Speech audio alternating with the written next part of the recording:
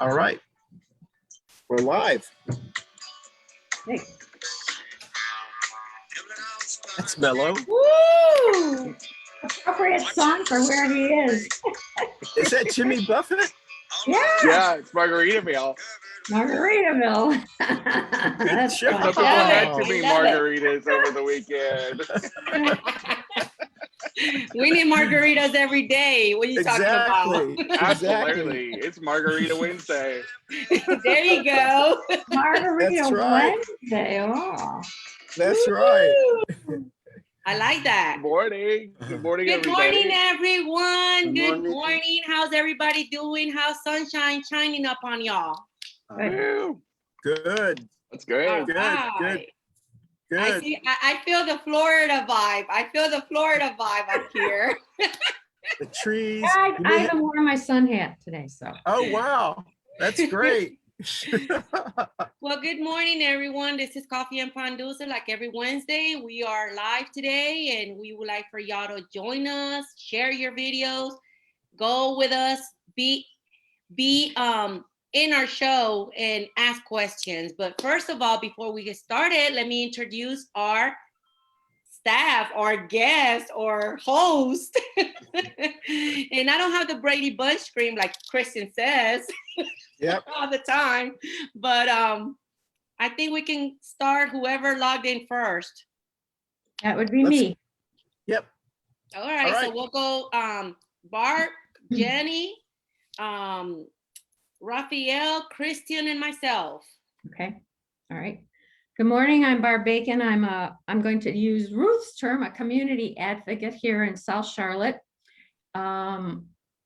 I guess I'm just going to make another change to my buttons again, but I'm going to go with gun violence. It's really getting worse. My boyfriend is going to be in a marathon in Chicago, and my whole family is sending me like excerpts from the newspapers on all the shootings and whatever. And do we really want to come?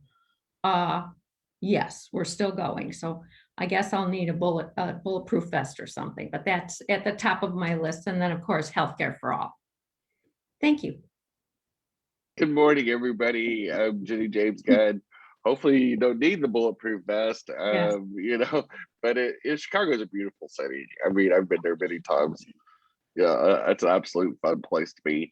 But my buttons would be protect trans kids.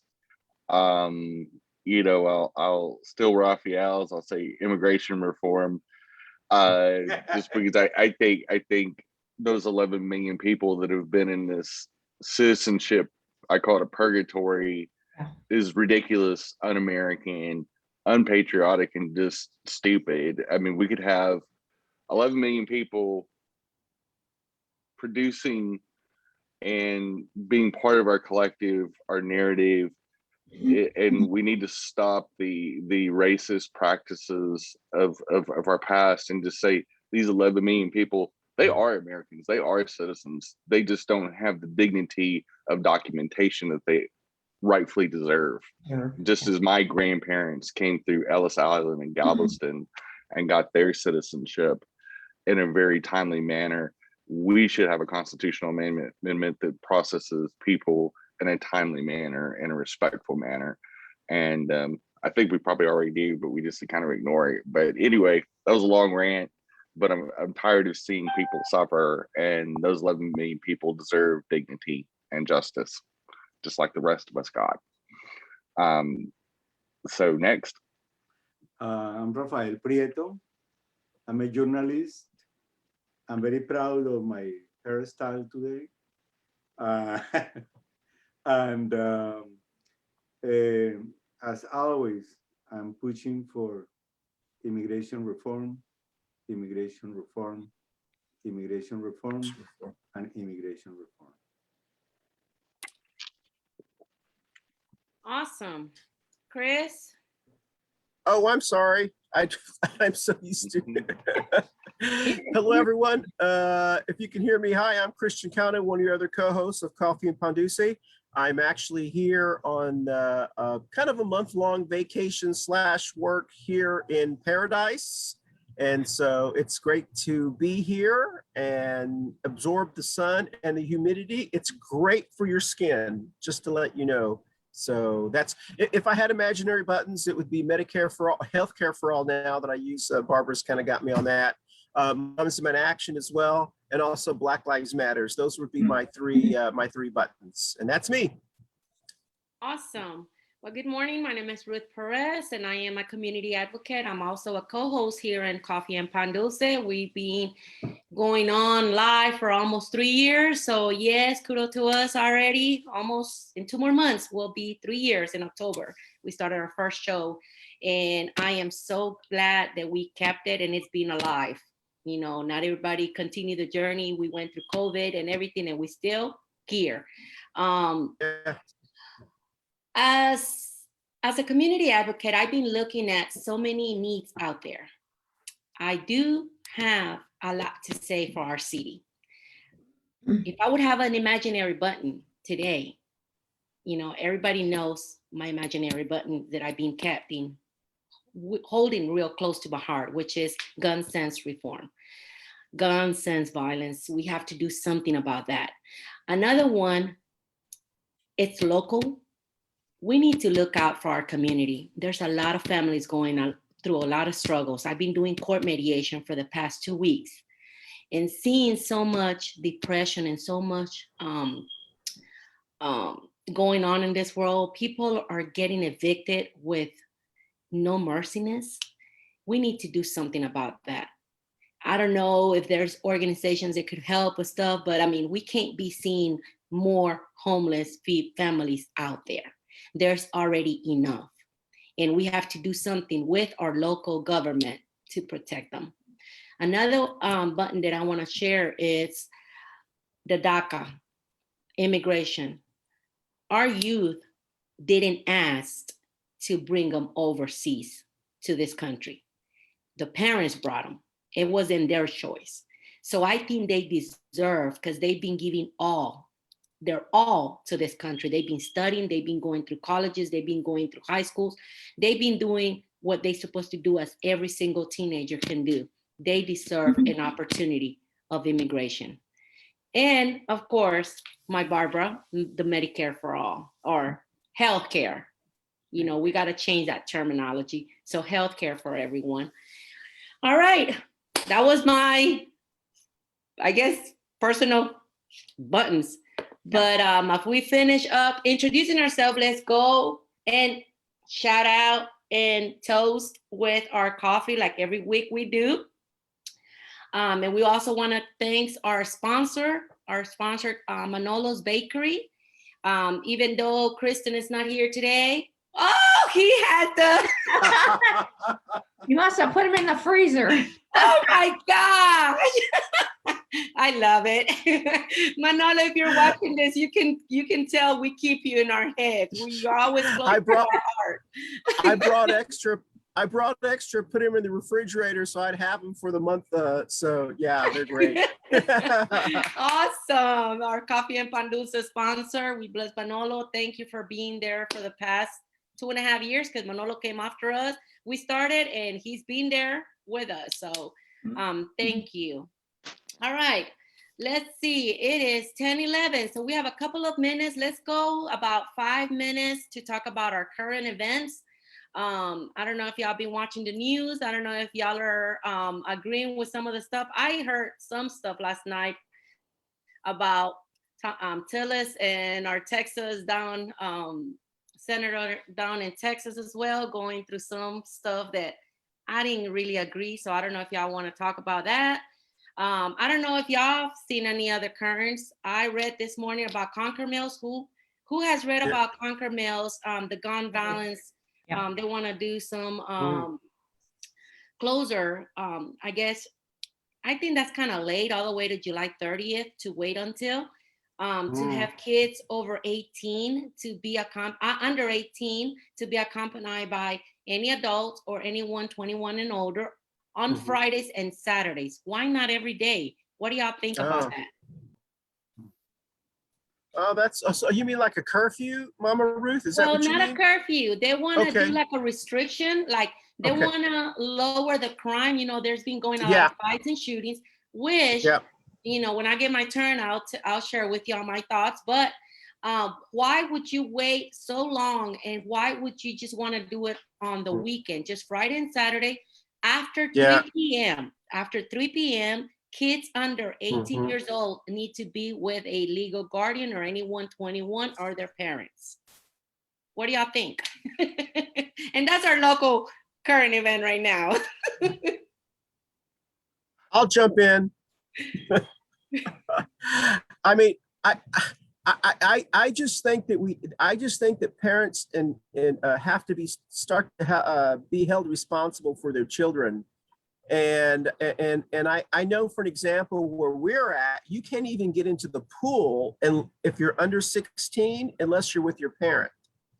And as a result of that, there's, I know this is going to make me sound like an old fogey, but nothing good happens with kids after a certain time period if they're by themselves. So I just think that they should either be with their parents, or their parents need to find things for them to do. So maybe there's some opportunity for the cities like Charlotte, for an example, to give kids more things to do, like at Boys and Girls Clubs or things like that.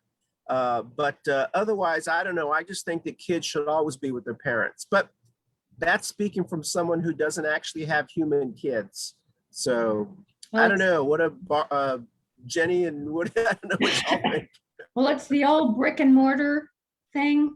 Dump the kids off at the mall because you don't know what to do with them. And that happens all the time. And then I am not a mall shopper, but I hear my sister and my friends complain about these damn kids. And I'm like, I don't have kids either. So, but yeah, it needs to be supervised, but I don't understand the July 30th unless it's another issue with the pandemic and they don't have enough staff there right now to enforce it. I don't know, but that everywhere you look, there's hiring signs. They're everywhere. And it's just a pandemic problem. So that's what I think. Yeah. The mall thing, I know when my kids were at home, I never dumped them off at the mall, just because of where we lived. And we usually found plenty of things for my kids to do. And then when they got older, they had summer jobs. So my solution was, if you're bored, get a job. I've got a deal for you. So there is chores to do, there is schoolwork to do. There is always something I can find you to do. Do you really want to say you're bored around me? And it was usually they disappeared. It was they were like ninjas. Now you see them, now you know. I never had that issue as a parent. Maybe it was just because I'm devious and my kids knew that early on. As far as the Texas thing is the Democrats, they bounced out to stop the ability to hold any kind of vote or any kind of procedures, because in the parliamentary procedures, you got to have enough people, attendees there to have a quorum. And all the Democrats, except for, I believe, 4, left the legislature, the Texas, and are held up in Washington, D.C. right now, petitioning the National Congress to get on the stick and actually, I don't know, fight for voting rights. Imagine that. The Democrats in the minority in Texas leave to go to D.C. where we're in the majority. And we've got Manchin and Sinema and the Democrats in the Senate just sitting on their thumb. It's just unbelievable. I think the hospital called and said they have their spine donations for the National Senate. It's ridiculous. I mean, it's just stupid. Either they're going to arrest them. I'm going, well, the Texas DPS can't go to DC, so that's good. Yeah. What if they ask Ted Cruz to go get him? He's real fond of leaving the state and flying everywhere. In fact, he was on Fox News the other night. It was making fun of the Texas Democrats leaving the state during a manufacturing crisis. I'm like, dude, do you remember this last winter when you were going to a 5-star resort while your neighbors and your dog froze? Like, he left his dog behind. You Yeah. know, like, peace out. We'll leave Fido here, but we're gonna go play at the resort in Cancun. So Fled Cruz, he just like the irony is so delicious that he was running his mouth about anybody leaving town during a crisis when this is a manufactured crisis. There was literally no voter fraud in the 2020 election. There was 15 cases out of 160 million votes. 9 of those cases were Republican voters. And Whining and crying. one of the dudes was using his dead wife's mail-in ballot, just things like, and he's the one that killed her, and so you can't make this stuff up, and so instead of them trying to find ways to throw people off the ballots, or be the voter rolls, let's I don't know, call me kooky, let's embrace this thing called democracy once and for all. And we should have a federal statute saying you can't remove people off voter rolls unless they're dead. You shouldn't be able to, it should be illegal to remove people off of voter rolls, period. You should not be able to pull somebody's name off of voter rolls. We should be registered the moment we turn 18, and we should be on that voter roll till the day we kick the back of it. And that should be it. There shouldn't be another conversation. We shouldn't even have to register. As an American citizen, we're in a thing called the Social Security system. They know when we turn 18. Because I promise you, when you turn 18, and if you have parental death benefits, they kick you off the dole right at you. I mean, you get a letter like 90 days before saying, those payments we got, from your dead parent, those are going to be gone in 90 days. And I mean, they cut that off. So, that's the thing. We should just once and for all, we're in the age of the Google machine, the supercomputer. It just befuddles me that we should even have to register. It should be just portable. I don't know.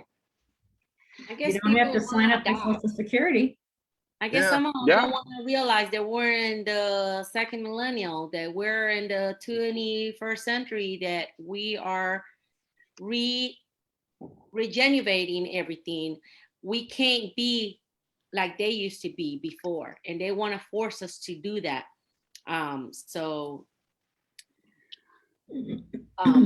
But yeah, me having kids, being a mother of 5 boys, dating, I didn't have to go through this mall curfew going on stuff, but I want to say something into favors of the teenagers. Let me make sure, and give me a second. Raphael, no, el tema de hoy es diferente. Se llama Getting Ahead. Okay. I thought, unfortunately, you're lost. To do something. Anyway, that's okay. You are still talking about the Concord Mills issue? Yes, we're still talking about that. I know you probably answered a phone call, so you missed us. But I'm gonna go ahead and share my point of view, and then I'll let you speak. Okay. Being a mother of 5 boys, I've never went through all that. But let me say something into our teenagers' favor. Some of them, they're being judged right now. We're looking at the panorama just for the youth. We're talking about, they're saying, 18 years and younger. But let me tell you, the majority of these shootings hasn't been going on by young kids. They be going on by adults. Adults fighting over things inside the mall, adjusting, their issues or whatever inside stores. So we got to look out of the box and kind of give credit to the kids as well, because we have some good teenagers that, yes, their parents might not want them at home and they don't mind dropping them at the mall, but that doesn't mean these kids are looking out for things or fighting or whatever. So we have to give credit to that.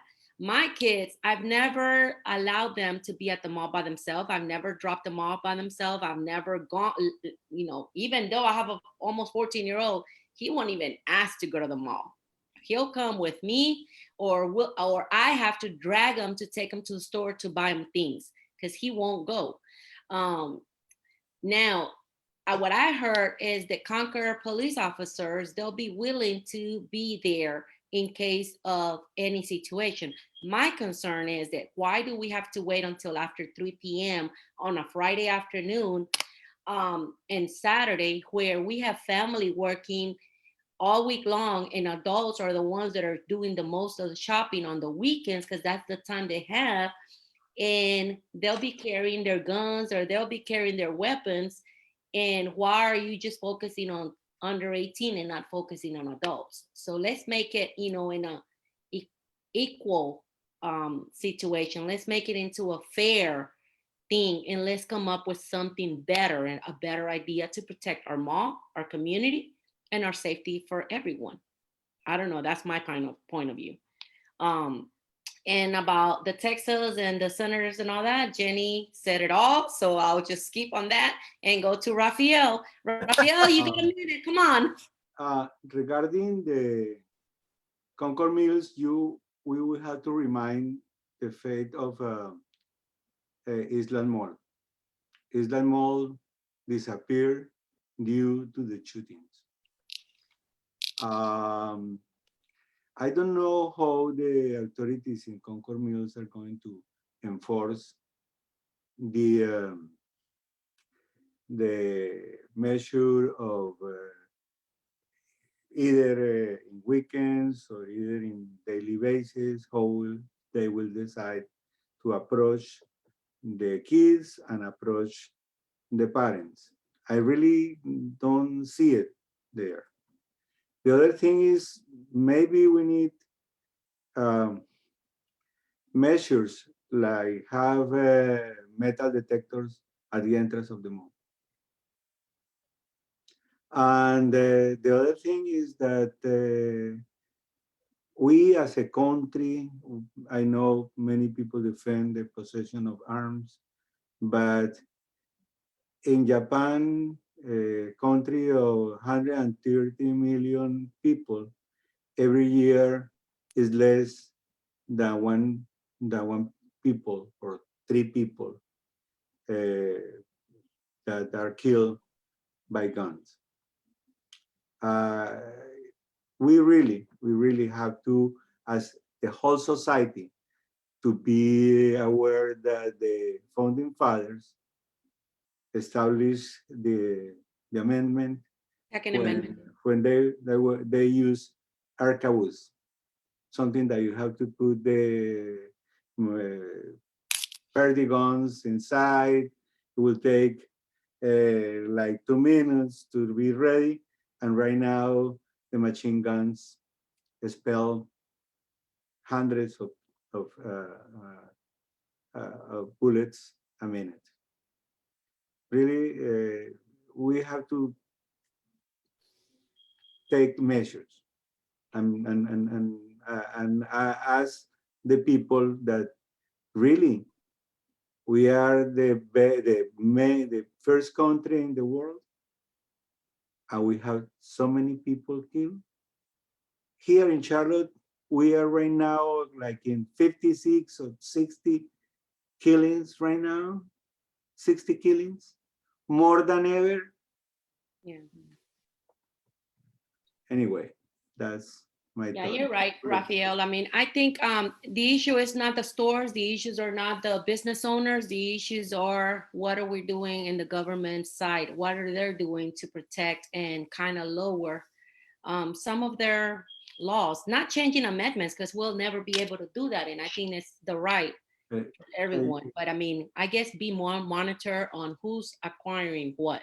I have a friend that her shed just got broken into. She had more than 25 guns in there, and they were all gone. I'm like, she lives out in a farm, and she can't do anything about it because and she never told anyone. So I guess they decided they assume by living out in the country, of course you're gonna have weapons, of course you're gonna have hunting tools. So the access of guns here are incredible. It's easier than buying a candy. It's not common sense related with that. Related with the problem of the voting rights, I agree that it we have to have a federal statute that we cannot work as the first country in the world with the way that we have the board of elections in each state to have 50 ways to do the elections. We need. I'll tell you one thing, even though they approve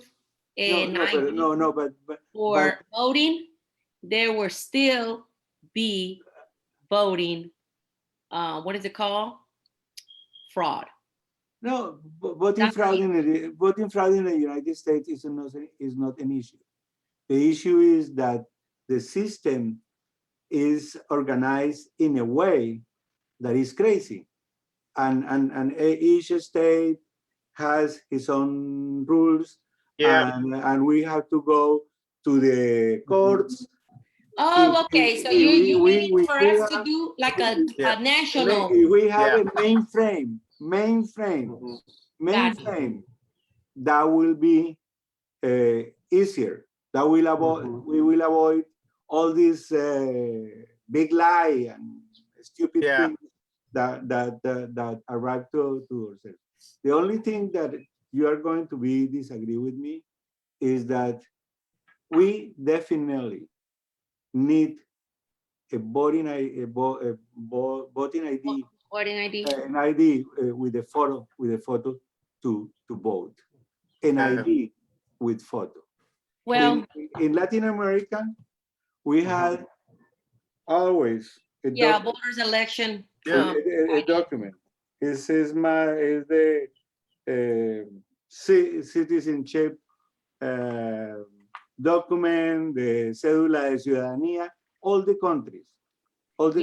We push the Mexican. But that is like an ID, Raphael, to me, the way I seen it. Yeah, that's like an ID. This is my Colombian ID. It has my name. It has my type of blood, and where I was born, and the date. All right. And my initial. It is 10:30. Why? Because we experience real fraud there. Real fraud. We really experience. You can ask a Dominican. And say, oh, go to the pool and you say your name and your address to vote.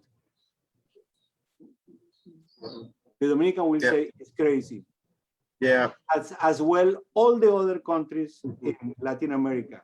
We understand that the African American community live a horrible time during more than 1 century, that even they were liberated, they couldn't vote, or really it was not real, the possibility to have access to voting.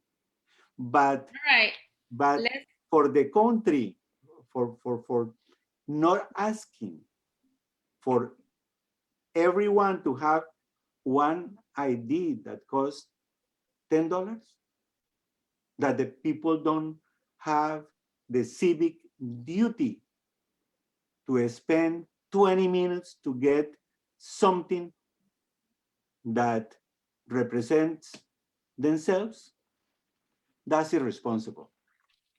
That's completely irresponsible. Sorry. Thank you, Raphael. Yes, we get it. Hopefully we'll be expanding this topic in our future shows, because that is a very important topic that we have to kind of see what the community also thinks. I mean, we might agree or to disagree on some of the issues that we don't want, especially for our coming elections. But now being 10:32, we want to move forward because we have a topic to speak about today. And it is my topic that I chose, so I'm very excited. But before we move forward, I want to shout out to Tara Long. She is driving to Duke, and she's listening to us. And that's a good old friend of ours in our show. So Tara Long, have a safe trip. I hope everything goes well. And we miss you, girl. All right, so our topic for today, for this week, it is getting ahead in a just get by world. It sounds funny when I heard it, but it really kept me and captured me when I went into that program. The program, it is held by Common Heart. I sent my folks here, my co-host family, the report yesterday about what they be doing. Actually, this year they're turning 15 years with Common Heart. And that really opened up my vision and my passion for the community, what I love doing. And that's why I guess I'm in there. Common Heart is a nonprofit organization here in Union County. They are locally based. They can only help locally. But the good thing about the way they started, that's what really caught my attention. The way they started was when they started seeing the needs in their own neighborhood. You know, they didn't have no food pantry around the corner or none profits around elsewhere. The president and his wife and a neighbor started buying out of their own pocket food and taking it to the needy family of their neighborhood. That brings me into, you know, back in the days, of course, I'm not that old, but back in the days, that's how people used to help each other. How can we have left that behind? What are we doing now when we see someone in need? Do we just look at it and say, oh, bless your heart, we'll be praying for you, keep on going? Or do we grab the phone and start calling our connections and say, hey, you know what? There's a family out there that needs help. I know. My friend here, Barbara, does a lot for her neighbors.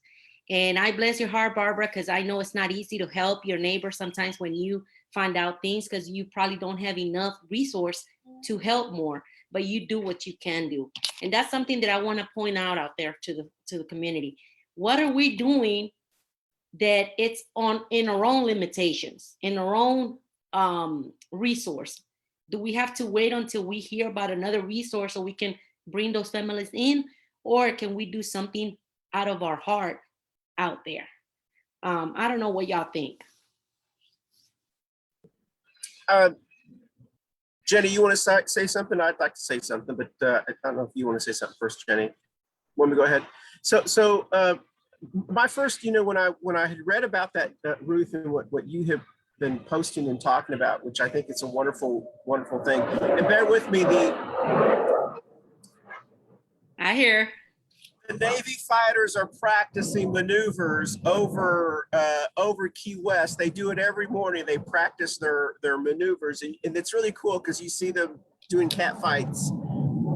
So maybe I should not start right now, but what I'm saying is I agree. I think that just like our communities have gone away from just helping each other. And I realize that a lot of that has to do with just the differences of how churches are now, you know, where you would have churches in a community that would, you know, you would go to the church if you needed help or so forth. And so it's kind of like, just for me personally, it's a double-edged sword. I grew up Catholic. Whenever, almost everything we did was at the recreation center, you know, whether it was watching the Cowboy games or whatever, and we would have Fish Fridays and we would do this. But then when it seemed like to me, when the churches started to become more involved on social issues rather than on spiritual issues, people started to break away from their local churches. And as a result of that, people started to stop asking for help. That's a big one. So I really wished, and there's a lot of churches in our area that have not done that, but I really wish that churches in general would start focusing on spiritualness and love and things like that, so that way people in their community will feel comfortable going to them and asking for help. Like, I would not feel comfortable going to a certain church's help because how they would judge me. And so, you know, like I said, it's a double-edged sword. I think maybe some people are afraid to go to churches to ask for help. because of the image of how churches are now, you know. So anyway, that's my 2 cents. Jenny, you have something to say? I think it's exciting, you know, to see community groups help people. You know, we have several foundations in the LGBT community that are LGBT specific to do the same thing, and I agree with Christine. I think the roles of certain nonprofits and non-governmental entities have shifted so much that it has left people kind of out to dry, so to speak. I also think, quite frankly, with the economic mismanagement of our country, when you're talking about that we haven't had a minimum wage raise in 12 years, yet we have 6 times as many billionaires in this country, and you know, is obscene. I mean, we've got 3 billionaires that are fighting over who's going to get into space first, yet we've got, you know, 1 out of 5 Americans go hungry every night. Yep. That's embarrassing, folks. That's shameful. I wouldn't have the audacity to worry about my space ride if I knew my neighbors were starving. And that just sends a chill down my spine. That's where we're at in this country, is the hoarding. And you know, I see these ridiculously wealthy people, and I see the hoarding, and I see them not paying their fair share into a system that is struggling when they benefited from that system. When they benefited from the highways that transported their goods. And what I guess what I need to get back to is, we need as many nonprofit civic organizations to help out. There is a lot of people in need in every community, whether it's the Latinx community, whether it's the Black community, whether it's the LGBT community. There is so many people that have been impacted by, you know, the recent pandemic, and you know, whether it's homelessness, whether it is, as you've seen, Ruth, in the courts, the food deprivation, which causes a cycle of poverty. It's a proven fact. One of the causes of a cycle of poverty is food deprivation or food uncertainty, because your body goes in a crisis mode. And it also is a proven fact that it will actually lower your IQ over an extended period of time. So how do we expect kids to learn? How do we expect kids to behave when they have a nervous energy of not knowing when they're going to get fed next? Yep. Yeah. Can you imagine? You know, I grew up in a very privileged household to where I never had to worry about that. I came from a family of money, so I've never known what it was like as a kid to go hungry. That was such a foreign concept to me. I only saw that as an adult. And it just blows me away that Charlotte especially has this opulent wealth and this uptown that looks with all these Taj Mahal skyscrapers and all this. Yeah, we've got kids right now sitting at home right now with their bellies rumbling, going, who's going to feed me? Well, that's something that really really brought my attention to help this nonprofit and be involved in it. Getting Ahead program, it's a book. It was written by local people that went. It's actually their stories, how to get out of poverty. And this book did a lot of research. So we're called investigators of poverty. And we have learned so much how the system, how's the government, how's our communities have put tags on families of low class, medium class, and wealthy. And we have discovered the 3 mindsets, how they think, how they act, how do poverty or people that needs money use their money. They use it for people and food. Medium class use it for things. Wealthy people use it for antics and collections. That's the way they see money. We have discovered so much. And what I love about this program is that they pay every single student that go in there every week a $25 gift card from Walmart to continue. And that's motivating them. That's providing them for gas. And we also provide dinner there. So at the end of the class, it's $425 in 17 weeks that you've earned. If you don't want to waste them, you can save them. That's what I did. I saved them. I have all my cards because that's going to be my money for Christmas. That's what I'll be spending on my kids' Christmas gifts. So I've never seen a nonprofit like this. I mean, I've seen nonprofits, and I don't want to say nothing bad about none because I have my own. But some are out there just for the name. Yeah. We need nonprofits that will be causing an impact in the families. We have families out there that are coming from shelters that are being battered. Some they are going through domestic violence with kids. Their kids are seeing their parents out in the streets. So, we're teaching them how to become self-dependent and be a better person, that you don't have to be judged by your situation right now. If you're looking forward, you can become something. And I really miss the CEO from that nonprofit and some of the staffs, because they've been learning the process as well, but they're enjoying what they're doing because that's their passion. We had 7 graduates. Hey, Mom Ruth, I have a question for you. So, I mean, I really liked, I don't know if this was the technical name of the show or the group, but when it said getting ahead in a just get by world, I really like that because, most Americans are just getting by. They're just living, that old paycheck to paycheck. Almost many Americans are just one paycheck, one injury, one car accident, one flat tire away from getting behind in bills or with food or and so forth. And to me, that is the irony of, let's say, a lot of some Americans that have followed our former president. Because those are the people that are in that category. Those are the people that are one paycheck away. They're blue collar. They're farmers. They're whatever, and they're one check away. And so they fall into that category. But yet, for some reason, and this is what's so interesting about it to me, is they vote for people who think they shouldn't be helped. That's right.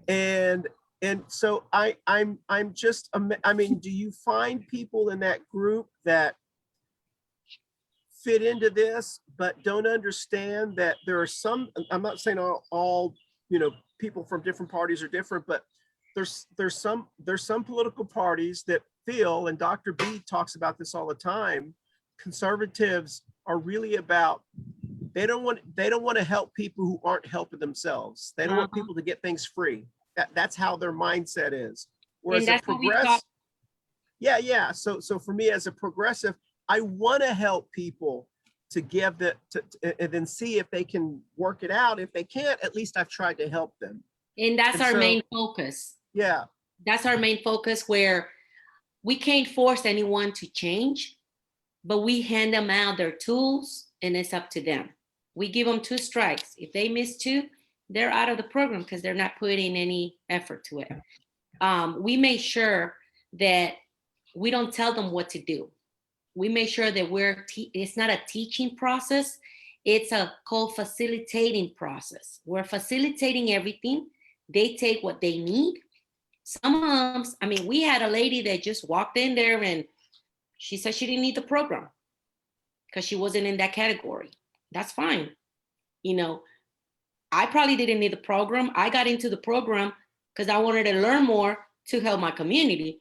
But then once I was in there, I realized the reality of my personal issues. I had a lot of personal issues inside of me from my childhood, how we are walking in this world, getting by it and not learning because we're just continuing our parents and our family and our ancestors' mistakes. Yep. And we're going and rolling the ball by what society is pointing out on us, but what they're telling us, but we haven't gotten ourselves together and say, hey, wait a minute, I can do better than this. Okay, my parents, my ancestors, they probably became from non-wealthy or some wealthy, but we didn't end up with anything. So it's my turn to either go this direction and start building my own, or continue into this group of people. So that's what we're teaching them. We're making sure that it's not their fault to be where they're at. We understand that government or wage hourly rates are not giving enough money so people can sustain. We have learned how a family of 4 was their normal income by making such amount, income, and how much is the rent and all the bills. Some of us can't afford that. And is it their fault? No, they're trying to survive. They're trying to get by this world, but the system hasn't been able. Because why? If they're making enough for this, they try to go to DSS to apply for food stamps. And what do we get? Have anybody in the middle class or wealthy ever gone and spoken to a social worker? The way they treat people in poverty, the way they make it worse, the struggles and the process to earn $87 food stamps. Food stamps. Food stamps don't buy tampons. Food stamps don't buy formula. Food stamps don't buy diapers. It only buys food. And these people think that by getting food stamps, and they get it weekly when it's a monthly thing, they don't get educated. All these employees don't get educated, so they make it worse and harder for these families. You know what I'm saying? So, and then by $87, if you go $1, if you're on the borderline of your minimum income, you don't get that food stamps. So they don't have enough to pay their rent, but they're not getting food stamps to supply food. So they have to go out and look for food. And some of the nonprofits, yes, they're providing food, but it's not only about providing food, it's about handing out tools so they can become better and get out of their situation and become more stable. That's the thing. And I want to call out a lot to all the nonprofits out there. I know many down in Charlotte. Yes, y'all provide food and stuff, but what else are we doing? I mean, is it okay just to go every single Saturday and feed a peanut butter and jelly sandwich to the homeless? What else are we giving for them? What else are we doing to help them? Are you referring to, and I completely agree, but I think I want to make sure what you're saying, it's not enough just to help to feed someone, but to show them how to start feeding themselves in the future. Thank you. It's almost that, and I don't know the Bible. I don't, Jenny can tell me I misquote things all the time, but you can teach someone to fish, or you can feed someone, but you need to teach them how to fish, so there's one thing to go and give people food, but are you helping them? How do we prevent this in the future? I mean, how do we get you to a point where you can start feeding yourselves? Is that kind of what you're saying? Well, I graduated. I don't know if y'all know I graduated on June the 9th from this program, 17 weeks later. It was a tough one because this new one, it's person to person. The one that I took was via Zoom. So I was totally lost, but I made it. When I graduated, they have another program. It's called Staying Ahead. One is getting ahead. The other one is staying ahead. Staying ahead, they provide, and I started that one this coming Friday, which is a program of 4 weeks for Money and Me. It's a training how to manage your money and training you how to learn other resources around the community. But then Staying Ahead is a 32 points program that you have to earn throughout a year. Now that's including, you have goals. I had to set my own goals, and I have to write them down, sign them, and give them a copy in mine. They provide you with therapists to make sure that you are complying with your goals, that you're fulfilling them, that you're, checking up on you and making sure that you're okay if you need any help. They also, those 32 points can be used as, for me, through my community. If I go and help, let's say Kano at the parade, I earn a point or 2 points because I have to get a letter from Kano, take it to them and say, hey, this is what I did. So that maintains that group occupied on doing things. After that, between 6 months to a year, once you fill and fulfill all those 32 points, you get a $500 deposit into an account. You have earned another $500. So, and then you keep on continuing to another step. There's many different programs. I think I sent you all the programs and stuff. And then they want you to be involved in Advocates for Change, which they're trying to get meetings with local officials here in Union County where they can be on the table. And it doesn't matter if you are homeless. We have a couple of homeless and being in shelter. They want you to come in to those meetings, sit in there and ask questions to the local officials, because we have to hold them accountable for what they're doing and they have to hear our voices. So it's a program that, like you said, it's not only just feeding them, it's teaching them how to fish so they can feed themselves and their village. Ruth, are you surprised with all the people during the pandemic that suddenly had to go get food somewhere else? And they're not talking about what kind of impact this had on their learning process. What has happened to those people? There's really like no, I want to say, moral follow-up. If they got their job back, did they just walk away and I got over it and I'm better? I just don't see the follow-up. And working with Judith as briefly as I do for special projects, she's the only nonprofit in Mecklenburg County that helps the disabled. And then they took on the homeless. Well, now she's getting calls from all these other counties because they know she's there. She can't help them. She doesn't have enough resources. I mean, it just boggles my mind that there's not a learning. I'm glad this organization is doing what they're doing. We don't have anything like that in Mecklenburg County, do we? No, and that's why I really more wealthy, and why not? And that's what we need to do. We have a lot of business owners. We have a lot of wealthy community in our Mecklenburg County and in Charlotte entire. The sad part about it is that none of them don't know about this type of stories.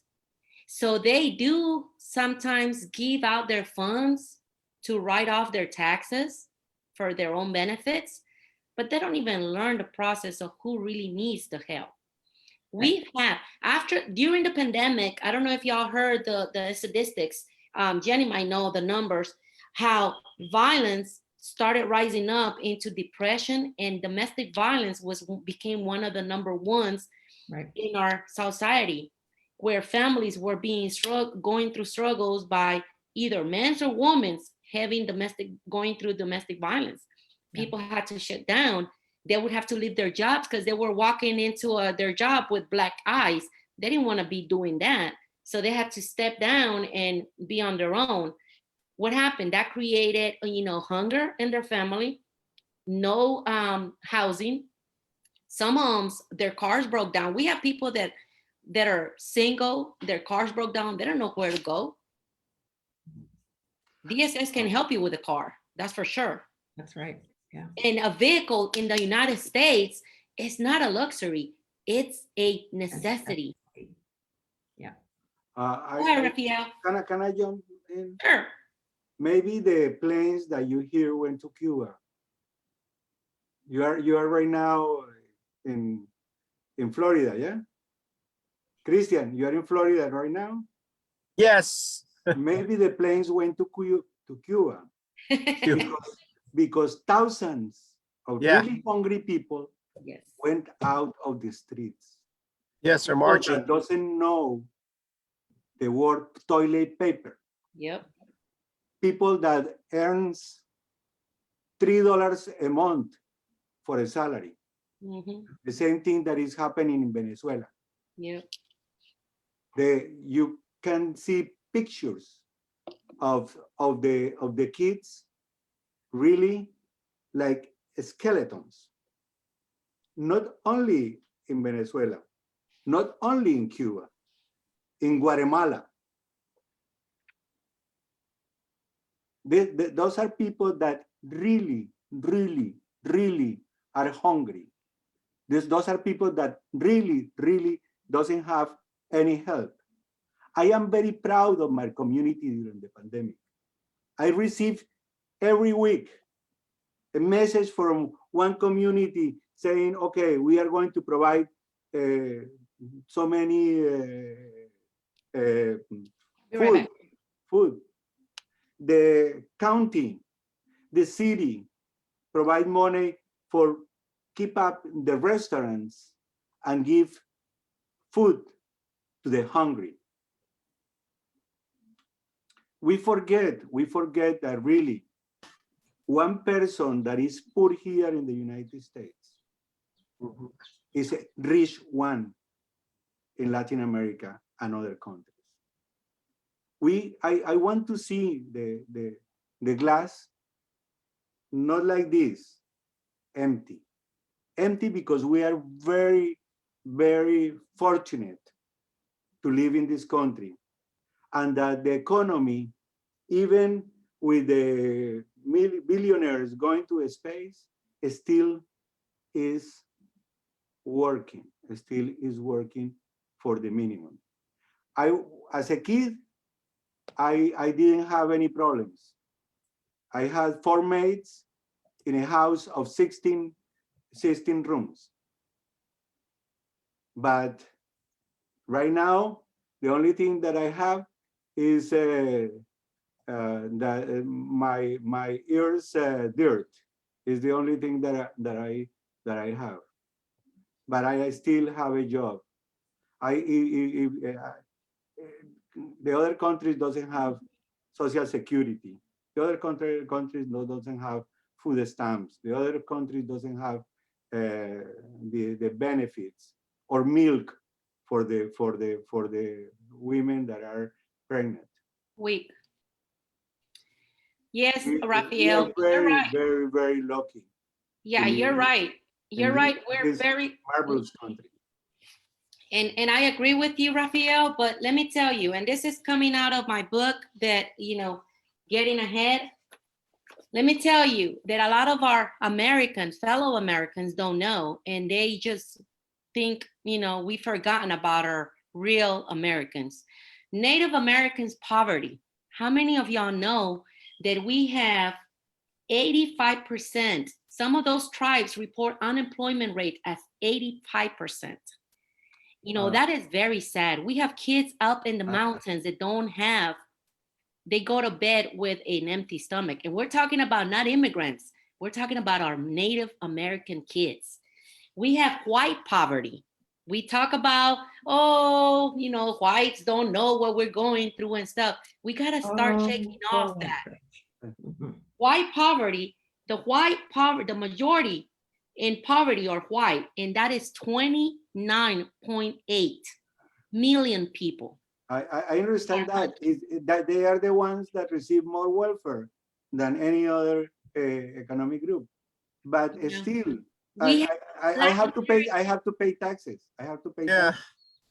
Taxes. The Aborigines doesn't have to pay taxes. They have all kinds of federal help for years. Not all of them. Not all of them. Yeah. That's something that we kind of assume sometimes. It's like some white people assume. I usually review the figures. Usually review the figures. Yeah. I'm not talking because I imagine. No. Or I assume things. We can, of course. But imagine, I have a friend. But imagine, I have a friend. She adopted 6 kids, which are 4 of them are out of a Native American tribe. One of the father, she was going to apply for their benefits. Guess how much they were going to give her? $87. She said it wasn't even worth it, my time and fighting for $87 for the 4 kids. 4 kids. $87. She said it's not even worth it. I didn't even want, you know how they give them benefits for being Native American, because they're half Native American. $87. She said it wasn't even worth it. I'd rather put them on my insurance and keep them with me. They're my kids. You know, they came with trauma and stuff, but they're my kids now. So it's like everyone thinks by what the government really says. Yes, the government might say something, but once you're in the system, they treat you differently. You know? But you know what, Ruth? And we all know this because we all have family members and we all have had people on this show. There's a lot of Americans who believe, if I can help myself, why can't you help yourself? Absolutely. And because there's this belief, they are so completely against, first of all, any taxpayer money helping anybody. I mean, they don't want any of that, because why should my taxpayers have to feed you when I got to feed my own kids? You know, that's kind of their thinking. And so it is a very hard, you know, when we live in a democracy or a republic, whatever it's called, it's very hard to take care of your neighbor and be a person of faith at the same time, because you almost have to take care of your neighbor without taxpayer money. And because that's really, I mean, because we have to learn how to forget about if you're religious or not. Let's do this for what we feel in our heart, not if you are serving a church or a ministry or whatever. You know what I'm saying? Yes, a lot of people do it for their tax cuts, for, you know, okay, this is my write-off. This is what I'm doing. You're right. But I don't want to take your time. Just to be clear, I support any program to help the people that have difficulties. I have no issue with that. Yeah. The only thing that I am saying is put in perspective that really there are people very close to us, or not close, but at least in the same territory, that don't even discuss, they don't even discuss about $97, because the salary of one physician in Venezuela is $2 a month. What? Yeah. See, that's what we need to bring to our community here, that type of education, Barbara. You know that people down in Cuba right now are protesting because they're under being communist country. They had to wait, and they only got a pound of rice and a pound of beans for their family. They're not allowed to eat meat. They have to depend on what the government gives them, just for a family of 4. If they have any more, that's tough. You know, they can't get anything more. It's Hey, Ruth, I know. In Cuba, the people that survive are the ones that have families in the United States and in some way receive the money through one system. The same thing happened with the Venezuelans right now. We receive in Colombia 2 million Venezuelans in 2 years. The government legalized, Colombian government, being poor, legalized 2 million Venezuelans. And see, those are stories that we probably don't know. We provide, the government provides for health. Raphael, but not only Venezuela and Cuba. I mean, we have people in Africa. We have people in Asia. Even worse. You know, that's even worse. Yeah. So we have a lot of Indians. We have so many going on around that world. But let's focus on here. One second. What are we doing here? Well, we have to follow Colombia, that regularized 2 million people that receive in 3 years. In 3 years. Yeah. The country has 50 million people. So, We hey, have Raphael, We have And Asian we don't American have poverty as immigration well. reform here. Guys, we have Asian poverty as well. So, I mean, this is a very intense topic, but we don't want to go over our time. It's already 11:07. yeah, And I was going to tell you, Ruth and Raphael, this is going to be a very interesting topic that we probably need to have in August about the Cuban marches, because I've seen them here and they're in Tampa and everything. And my first instinct was, do I support them even though they all voted for Trump? Or do I just say, all right, Black Lives Matter, get them off the street, you know what I mean? And so this is a really interesting topic, because a lot of Cubans in South Florida did not support, did not support Democrats, and that did not support Black Lives Matter marches. And now they're marching like Black Lives Matter people, wanting us to support them. So exactly our conversation this morning that I'm okay, yeah. So okay, I'm waiting for Jenny to give me advice on that. So okay. And I know we got to close the show about that topic. Can't wait. So I know we got to close the show. I know you mentioned Venezuelans and Cubans, and of course they went for Trump because they thought that he wasn't a strong man and who will overturn their governments. He will have any military intervention and everything. The plain truth is the Venezuelans and the Cubans are one of the most successful communities in the United States from Hispanics. Please research in the Pew Research Centers what is the academic level of the Cubans and Venezuelans in the United States? What is the level of the income? What is the level of education? And compare that with the other nationalities. They are the most successful. The other thing is that the problem is not helping them. They don't need help. They don't have problems or issues of food or anything like that. The problem is their countries, where the people really are hungry, where the people really don't have rights, where the people, yes, the images of Cuba are horrible.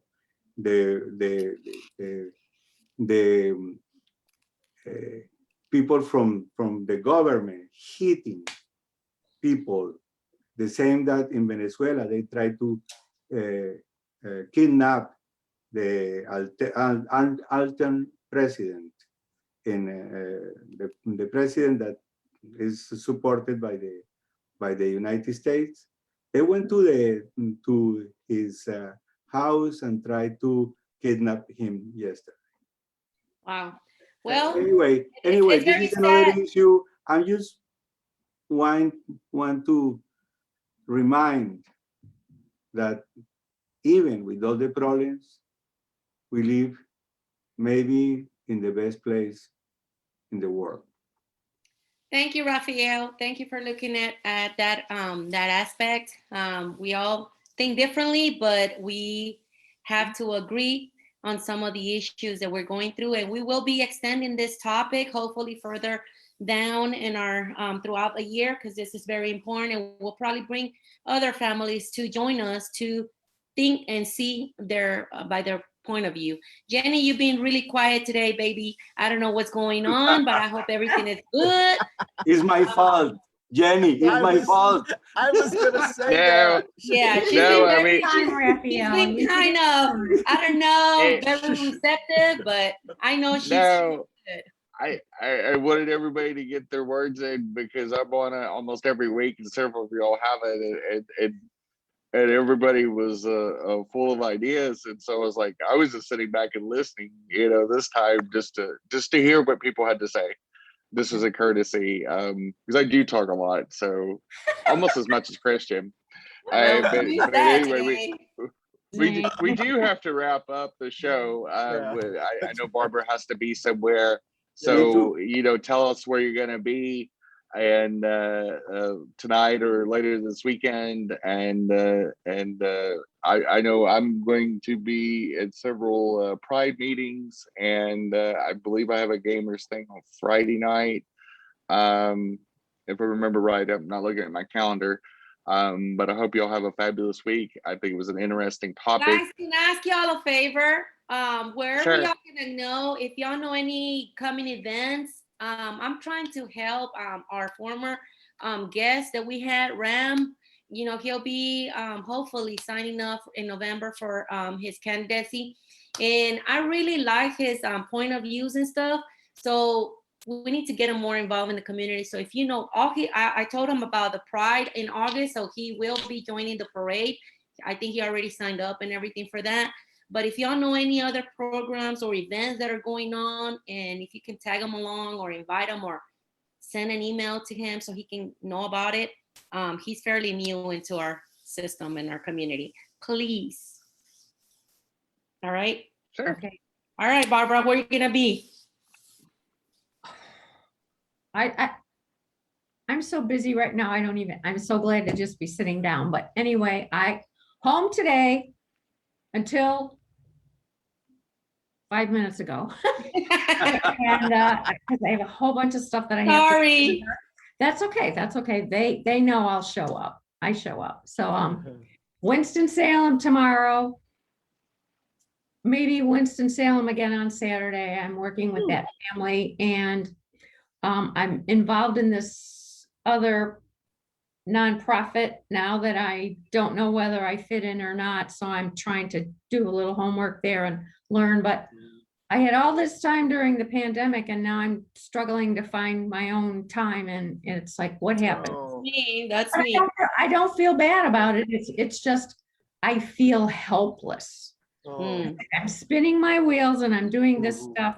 Am I really helping? And I don't know. That's where I am. All right. Well, I'll be tomorrow doing court mediation with Mecklenburg. Thursday night tomorrow, I'll be in Getting Ahead co-facilitating. Tonight, I'll be at Advocates for Change in our coffee meeting this evening. And that's about it. I'm trying to kind of balance my time with my kids, my grandkids, and probably take them to the pool. Y'all have a great weekend. Raphael, where are you going to be? What is that? Oh, okay. Independencia de Colombia. Awesome. That will be next Thursday. No. This is we celebrate this for the 4th year. This okay. This is a cocktail at the Levine Museum of the New South for the Colombian Independence Day. Unfortunately, it's exclusive for Colombians. Only Colombians can invite people from other nationalities. That was the way that we set up the thing, because we really want to have the Colombian leadership in Charlotte at least once a year together. I also will be working in the versions for Fiestas Patrias of the Colombian independence, of the Peruvian and the Peruvian independence that are coming up on the 20th and the 28th. Good to know. All right. What about you, Jenny? Yeah, she tell already. I think I already went. Oh, you have. Chris, I know you're going to be the rest of the month. So see y'all So- next Wednesday. Hey, so I wanted to wear white today so you could see my tan. Oh, Oh my God. Oh my God. You look like a grilled shrimp now. Yeah. So, but also while we've been doing the show, there's been a mother chicken or a rooster. I showed you how a rooster's a boy, right? Yeah. With 6 chicks sitting right here watching the show. And so I took a picture of them so I can show y'all later on. But this has been a great show, y'all. Yeah. I thank you so much. Now, next week is Barbara's show and it's called Barb's Viewer's Choice, but I think Barb may want to change it up a little bit. So we'll find out after this here Yeah. how we do it. And then the I don't know next if it week, makes any sense. the last show of the month is going to be why LatinX support non-discrimination ordinances. And that's Jenny's show. So that's pretty much us, right? So can we, Jenny. so we can end this show? All right, let's act like All this right, music. everyone. Bye, y'all. Stay on Bye. so we can do the promo. Bye.